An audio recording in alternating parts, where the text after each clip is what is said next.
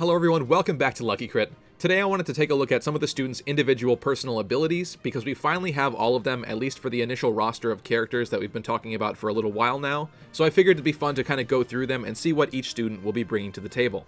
So without further ado, let's get started.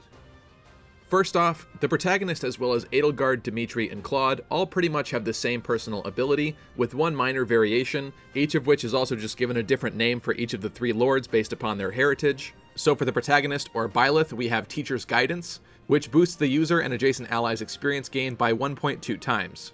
So the only real difference here is that with Byleth, he actually will give this experience gain to any adjacent ally as well, so you probably want to have Byleth surrounded on the battlefield with a bunch of your students, and pretty much have Byleth in the front lines with everybody else. That way they can also get the benefit of that 1.2 times experience as well. But for the three lords, they basically just boost their own experience gain. For Edelgard, it's called Imperial Bloodline, because she's from the Adrestian Empire. For Dimitri, it's called Royal Bloodline, because he's from the Holy Kingdom of Fargus. And for Claude, it's called Alliance Bloodline, because he's from the Leicester Alliance. What I like about this is that it gives you the chance to use the lords a bit more sparingly, especially if you're a player that doesn't like to rely on them like a crutch, or would rather focus on the more individual characters in the army than the main character. And because of this extra EXP gain that they'll automatically have, they should hopefully be able to still keep up with everyone else. As for Byleth though, this makes a lot of sense because he is a teacher, so any students that are actually around him on the battlefield that he could potentially help out or instruct, they'll gain more experience and they'll grow faster.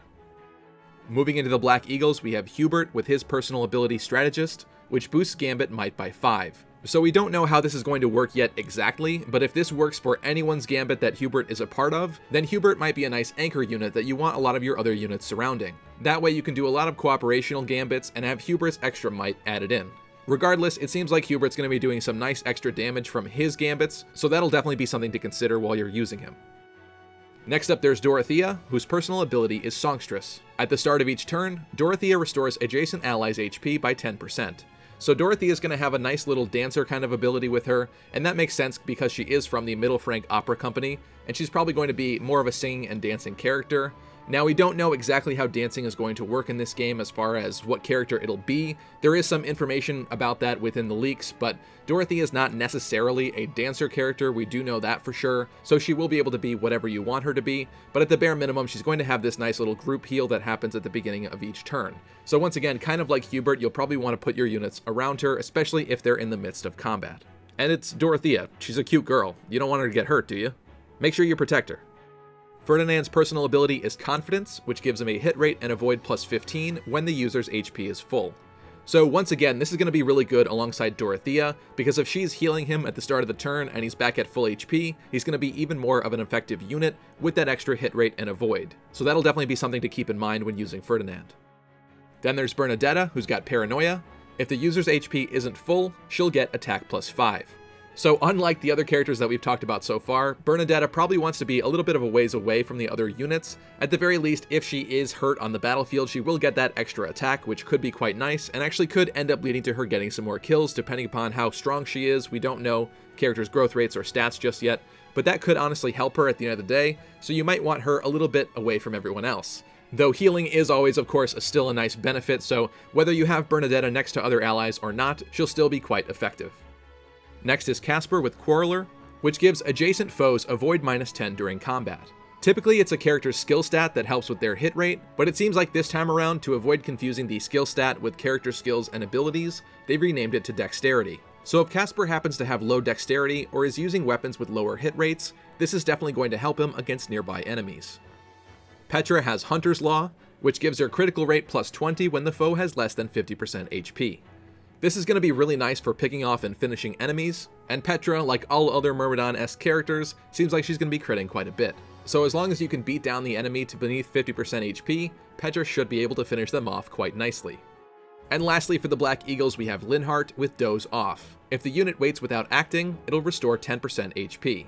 This one's really funny because Linhart happens to be a pretty lazy and tired student and is often dozing off, but what I really like about this too is that if you just leave him and have him wait a turn on the battlefield, he'll just gain 10% HP. So this is a nice little heal for Linhart that you'll just have to keep in mind. Now starting off with the Blue Lions, we have Dedu with Liege's Shield. If the user waits without acting, it'll grant defense plus 4 for 1 turn. So kind of like Linhart that we just talked about, if Dedu stays still, he'll get a nice little defense buff. This is going to help to do in being an even better wall than he probably already is, so I really like this one as well. Then for Felix, we have Solitary Wolf.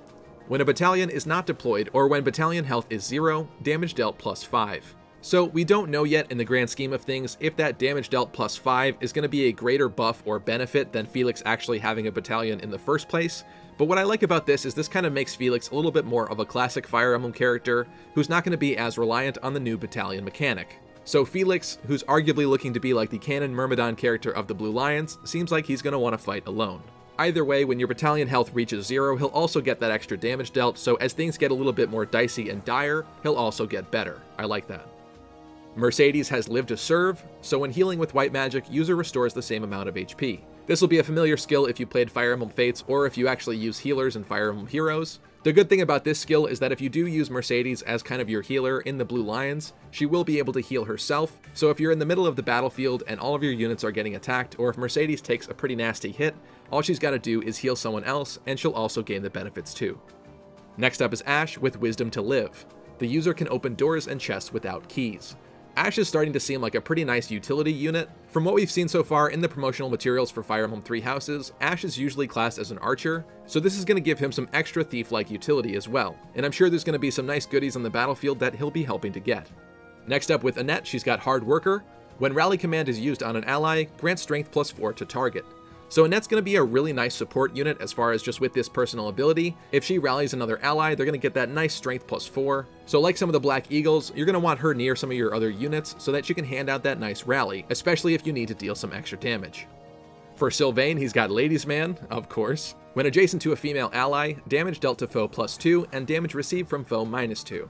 Not the biggest difference here, but you're definitely going to want to put Sylvain as close to your female allies as possible. So have him next to Ingrid, Annette, or Mercedes. And he should probably be next to Ingrid anyway, considering they're childhood friends.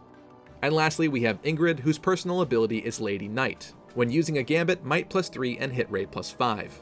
So kind of like Hubert here, we have a little bit of a Gambit Might boost, as well as a Hit Rate boost. At this point, we still don't know how accurate some of the Gambit attacks are going to be, but this might end up helping that out. So once again, Ingrid is kind of your Gambit character on the Blue Lions.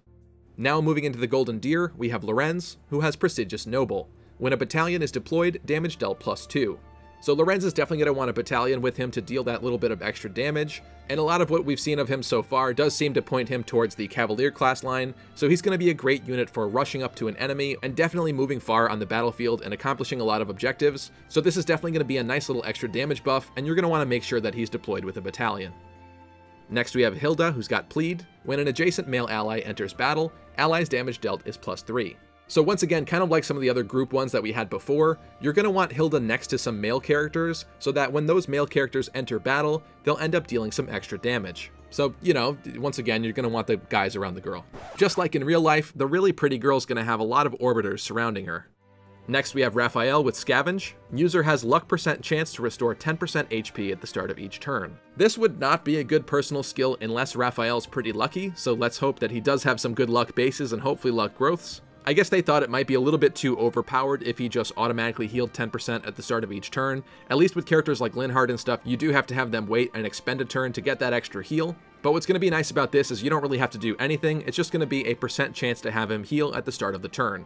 And considering Rafael seems to be a pretty close combat-oriented unit, he's probably going to be taking some damage in the front lines, and this might come in handy.